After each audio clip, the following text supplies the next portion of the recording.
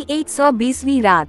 जब पूरी 120वीं रात हुई तो उसने कहा कि ए नेक बख्त बादशाह, नौजवान अजीज ने ताज अलमलूक से कहा कि फिर मैं मकान के अंदर दाखिल हवा और जो ही मेरी माँ ने मुझे देखा मुझसे कहने लगी कि उसका अजाब तेरे सर है, खुदा इसका खून ना बख्शे।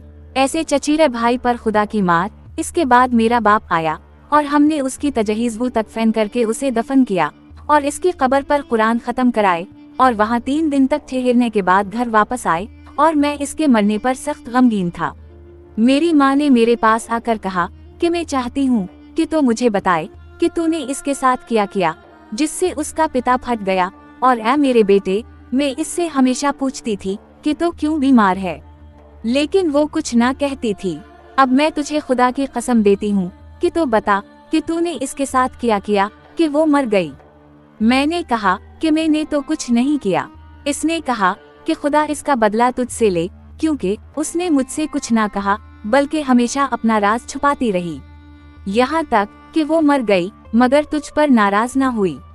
जब इसका दम निकला तो मैं इसके पास थी और उसने आंखें खोलकर मुझसे कहा था कि ए मेरे चचा की बीवी, खुदा तेरे बेटे को मेरा खून मुआफ करे और उससे बदला ना ले। खुदा मुझे इस फानी दुनिया से हमेशगी की आखिरत में लिए जाता है। इसने कहा कि ए मेरी बेटी, खुदा तुझे और तेरी जवानी को सलामत रखे। मैंने इसकी बीमारी का सबब बहुत पूछा, लेकिन उसने कोई जवाब ना दिया बल्कि मुस्कुरा कर कहा कि ए मेरे चचा की बीवी, अपने बेटे से कह दीजिए कि जब वो उस शख्स के पास जाए जहाँ रोज जाया करता है तो रुखसत के वक्त वो ये 2 जुमले कह दे, वफा खूब है और बेवफाई नामरगूब। ये इसके साथ मेरी मेहरबानी है ताकि मैं मरने के बाद भी इसके साथ वैसी ही नेकी करूं जैसी कि जिंदगी में करती थी। इसके बाद उसने तेरे लिए मुझे एक चीज दी और मुझे कसम देकर कहा कि मैं वो तुझे इस वक्त तक ना दूं जब तक कि तुझे इस पर रोता और नोहा करता ना देख लूं। वो चीज मेरे पास है और जब मैं तुझे इस हालत में देखूंगी जिसका मैंने जिक्र किया है तो तुझे दे दूंगी। मैंने कहा कि दिखा तो सही, लेकिन इसने ये भी ना माना। इधर मैं अपने ऐश में मशगूल हो गया और मेरी चचीरी बहन की याद दिल से उतर गई, क्योंकि मेरी अकल अपनी जगह पर ना थी और मेरा दिल यही चाहता था कि मैं दिन रात अपनी महबूबा के पास रहूं। अब मुझे मालूम भी ना हुआ कि रात हो गई और मैं भाग गया और देखा कि लड़की मेरा इंतजार करते करते बेचैन है। अभी इसे मेरी मौजूदगी का पूरा यकीन भी ना हुआ था कि वो मुझसे लिपट गई और मेरे गले में बाहीं डाल दें और मेरी चचीरी बहन का हाल पूछने लगी। मैंने जवाब दिया कि वो फौत हो गई और हमने उसके लिए दुआएं करवाएं और कुरान खत्म कराए।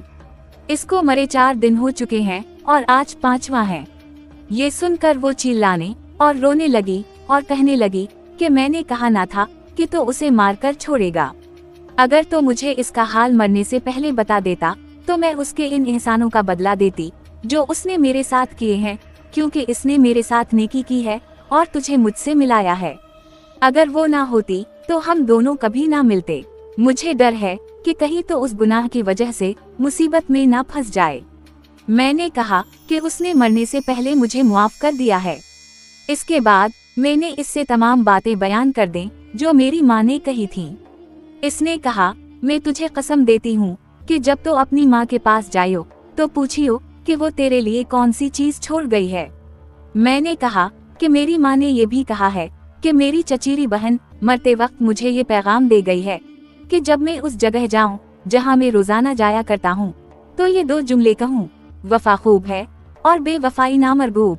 जब लड़की ने ये सुना तो कहने लगी कि खुदा इस पर रहमत भेजे, क्योंकि इसने तुझे मुझसे बचा लिया है। मैं तुझे नुकसान पहुंचाना चाहती थी, लेकिन अब ना पहुंचाऊंगी और ना तकलीफ दूंगी। इस पर मुझे तज्जुब हुआ और मैंने पूछा कि आखिर वो क्या नुकसान था जो तो मुझे पहुंचाना चाहती थी, हालांकि हम दोनों के दरमियान मोहब्बत है।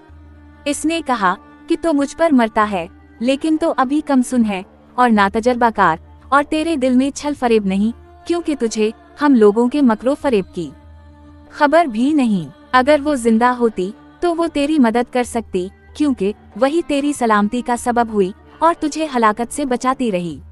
अब मैं तुझे ये नसीहत करती हूँ कि तो किसी से उसका जिक्र मत कीजियो और ना हम लोगों में से किसी की तरफ मुतवज्जह हो जियो, ख्वाह वो बड़ी हो या छोटी। खबरदार, खबरदार, तो अभी ना तजुर्बाकार है और औरतों के छल फरेब से वाकिफ नहीं, और जो शख्स की तुझे इशारों की तफसीर बताता था वो मर चुका है। इसलिए मुझे डर है कि कहीं तो किसी मुसीबत में ना फंस जाए और तुझे बचाने वाला कोई ना मिले, क्योंकि तेरी चचेरी बहन तो मर चुकी है। अब शहरजाद को सुबह होती दिखाई दी और उसने वो कहानी बंद कर दी जिसकी उसे इजाजत मिली थी।